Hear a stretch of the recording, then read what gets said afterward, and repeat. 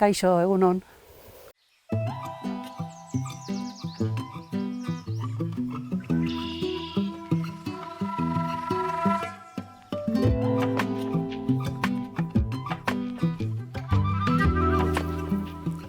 Ikertzea da, niretzat, kuriositatea izatea.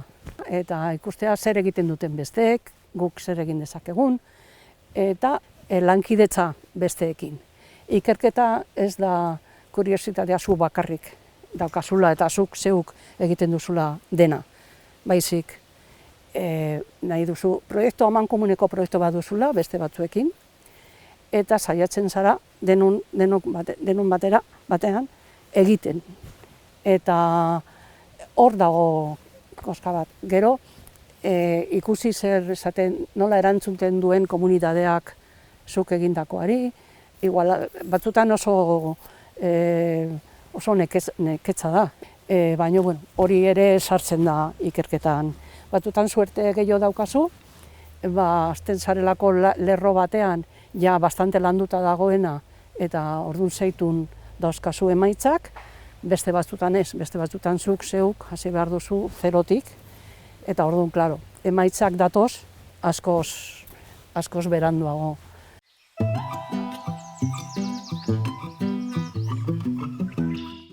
Arantza Diaz de Jarraza Sánchez, Donostiako Amarazarra auzoan jaio zen 1957ko apirilaren 18an. Bere lehen urteak Venezuelan igaro ostean, Donostiara itzuli zen 5 urterekin, eta bertan jarraitu zuen 1979an gaur egun informatika fakultate denean lizentziatu zen arte. Diaz de Jarraza informatikako ikasketak egiten ari zela euskaldundu zen, eta hizkuntza bera bere biziko garrantzia hartzen hasi zen beraren egunerokotasunean. Hainbesteraino non bere ibilbidean zehar aitzindari izan den hizkuntzaren prozesamenduaren eta adimen artifizialaren arloetan. Bere tesiak hizkuntza naturalezko elkarrizketen kudeak eta irakaskuntza adimentsuko sistema batean aztertu zuen. Esan liteke, gaur egun puri-purian dauden adimen artifiziala eta itzultzaile neuronalen hastapenak oso gertutik bizi izan zituela, eta bertan bere alea jarri zuela. Irakaslea izan da EHUko informatika fakultatean 1981etik, eta irakasle oso 2013tik. Kategoria hori lortzen lehen emakumea izan zen. Bidean, 14 tesi zuzendu ditu eta 180 liburu kapitulu zein 11 artikulu argitaratu. Horretaz gain, ezaguna da beste batzuen artean, Xuxen zuzentzailea edo itzultzaile automatikoa garatu dituen IXA taldearen edota HITZ, hizkuntza teknologiako Euskal Zentroaren sortzailetako bat izateagatik. 75 erreferentzia ditu inguman eta 3 liburu argitaratu ditu UEurekin. 80ko hamarkadan ezagutu zuen Udako Euskal Unibertsitatea, eta kide aktiboa izan da bertan garai hartatik. Horretaz gain, hizkuntza teknologian profesional adituak eta doktoreak ezten pasadu bere denboraren zati handi bat. Eta beste batzuen artean, UEU eta EHUren arteko lankidetzatik jaio zen iztek, hizkuntza eta teknologia gradu ondokoaren sustatzailetako bat izan zen.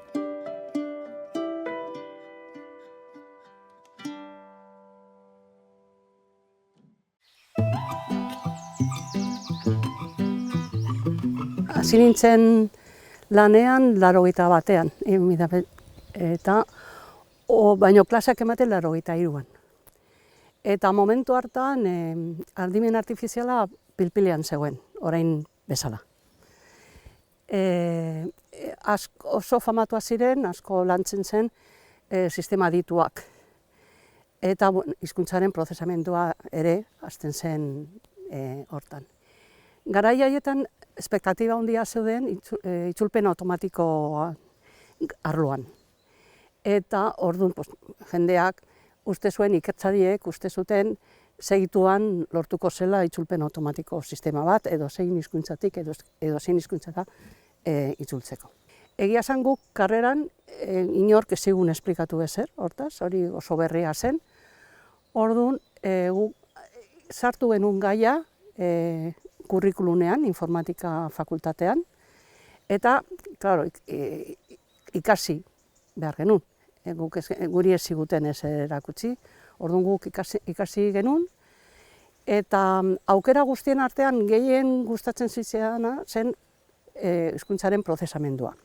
Horregatik, sistema dituetan zeo zer egin nuen, baina bukaeran gelditu nintzen arlo hortan, hizkuntzaren prozesamenduan. Bueno, gero momentu hartan pilpilean zegoen, gero jaitsi zen, orain berriro gora, bueno, hau olatu bat bezala, ez?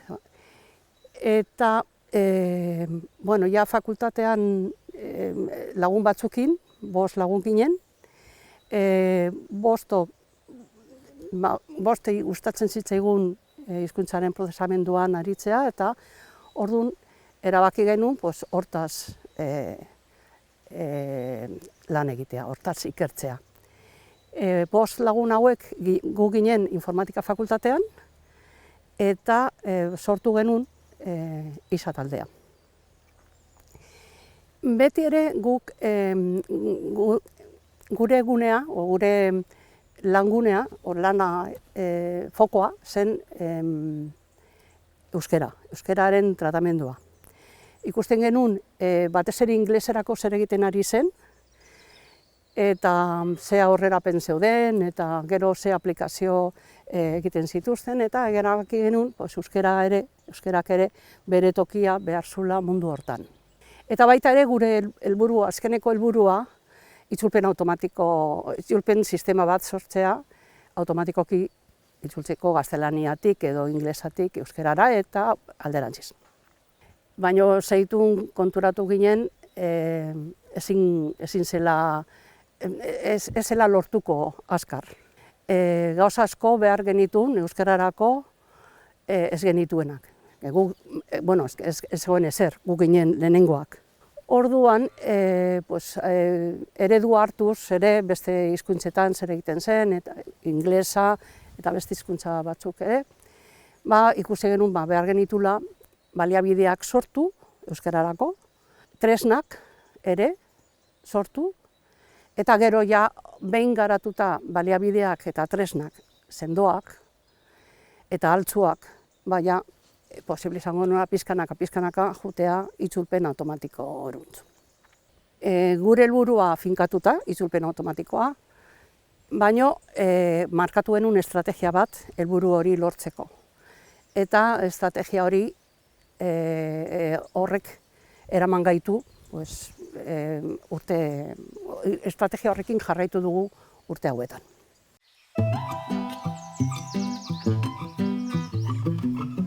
Aztertzeko hizkuntza euskara zenez, hizkuntza da, orduan hizkuntzalariak behar genitun. Eta orduan hasi ginen kontaktuan hizkuntzalariekin. Eta sortu genuen disiplinarteko lehenengoetariko talde bat ere. Asko hitz egiten da hortaz, baina bere zailtasunak ditu. Eta guk garai hartan sortu genuen, oso lan polita egiten genuen, oso aberatsa izan zen. Beraiek erakusten zizkiguten beren teknikak eta guk informatikariok mugak jartzen genizkien, gero guk programak egin behar genitun, orduan dena ezin da programatu. Eta oso urte aberatsak dira. Gero aparte, gu bakarri ginen eta jarraitzeko lan asko genuen egiteko. Orduan formakuntza ere egin behar genuen, eta orduan hasi ginen ikastaro batzuk ematen Euskal Herriko Unibertsitateko doktorego programetan, eta pizkanaka ja titulo bereziak eskaintzen, adibidez UEUrekin batera, eskaini genuen urte batzutan, berezko titulo bat, master, eta hori oso interesgarria izan zen, jendea hurbildu zen, jendeari gustatu zitzaion, gaia, eta hortik lortu genuen gurekin lan egiteko batzuk. Gero baita Ildor beretik ja definitu genuen master espezializatua Euskal Herriko Unibertsitatean eta ofiziala, eta hortik ere master horrek orain dela 10 urte jasozun zigilu berezi bat Erasmus Mundus masterra bihurtu zen. Hori oso importantea zen jendea lortzeko. Hemen ikasketa ofizialetan esen ikasten hizkuntzaren prozesamenduaz ezer. Orduan, formakuntza hori guk eman behar genuen. Bueno, bost ginen, gero hasieran, gero hizkuntzalariak sartu ziren taldean, eta azkenean ISA taldearen jarraipena hitz zentroa da.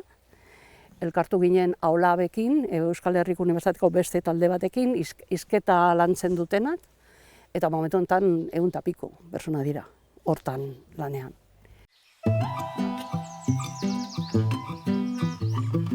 Asko aldatu da. Esan behar da, asko aldatu dela. Algoritmo informatikoak oso altzuak dira, eta hizkuntzalarien ekarpenak dira batez ere, errebisatzen egiten diren, lortzen diren emaitzak, eta aztertzen ze akats mota egiten dituzten sistemek, gero informatikariei esateko eta zuzentzeko hor egindana. Hori da lehen hizkuntzalariek egiten zituzten baliabideak, adibidez, datu base lexikal bat, hiztegi handi bat bezala da, ez? Edo egiten zituzten regla sintaktiko batzuk. Hori gaur egun ez da horrela egiten, beste modu batean egiten da, sistemak automatikoki ikasten du sintaksia edo morfologia edo, eta orduan hizkuntzalariek aztertu behar dute sistemak ez dira, sistemen emaitza ez da beti ona. Orduan aztertu behar da ondo zer gertatu dan, ze fenomeno ez dan tratatu sisteman, eta gaizki tratatu dan, eta horren berri eman, eta orduan gero informatikariek zuzenduko dute, alduten moduan, neurrian, sistema horiek.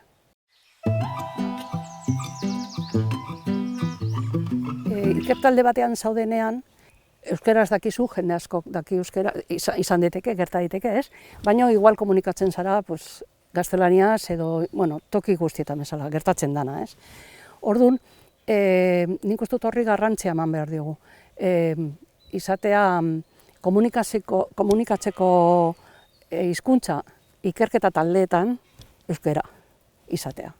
Eta nik uste dut hortaz, gainera garrantzia du terminologia berriak sortzeko, bestela beti erabiliko genuke ingelesezko hitzak, segurazki aurreratuago daudelako. Orduan,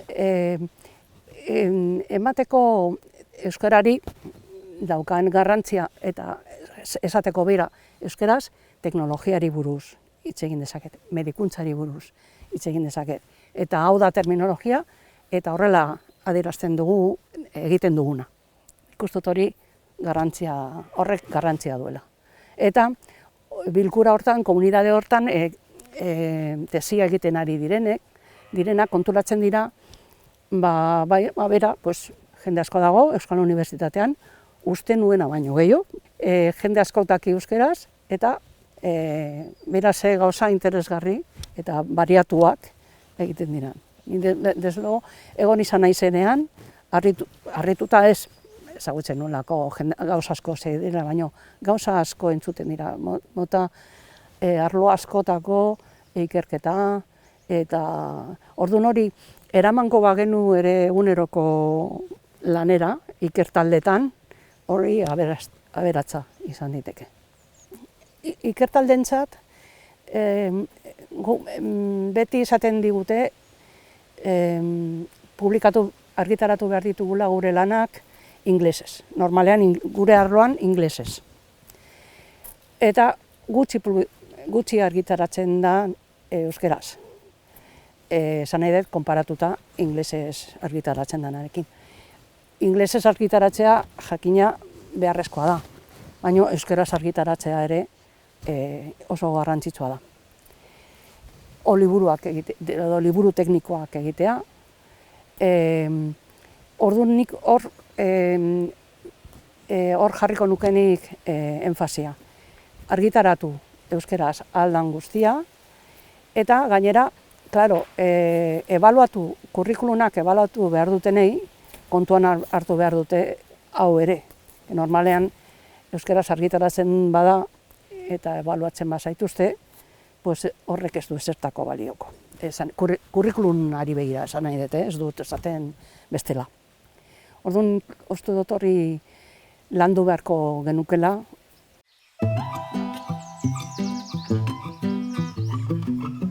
Bueno, zaila da, emango dudan gomendioa, baina da, egitea pentsatzen dutena ondo dagoela. Adibidez, gure hasi ginenean, genekien kongreso batzuetara juteak ezula balio. Eta kongreso batzuetan argitaratzea ere horrek ezun balio. Baina gure ustez, esan nahi dut gure taldean, hori egin behar zen. Eta hori egiten genuen. Esatea komunidadean, bera, datu baselitzik alau dakagu, o analizatzaile morfologikoa edo zuzentzaile hau ere, horrek ez ditu puntu asko ematen. Baina gure estrategiaren arabera hori zen egin behar zena eta hori egiten genuen. Orduan, gazte bat sartzen bada, sartu nahi baldin badu, arazoa da, beti argitaratu behar ditula bere lanak toki batzuetan, eta igual, interesgarria diren beste batzuk ez ditula ikuitzen. Eta horri, esango nieke saiatzeko borroka egiten. Baina, klaro, nire posizioa oso erresa da. Eta momentu honetan nik errezagoa. Baina guk jarraitu dugu, zen neurrian. Eta nik uste dut hori importantea dela. Jarraitzea, berak ikustea munduan zer dagoen, non interesatzen zaion jakinaraztea zer egiten duen, eta balio bai edo ez, egitea hor argitalpenak edo lanak edo olako.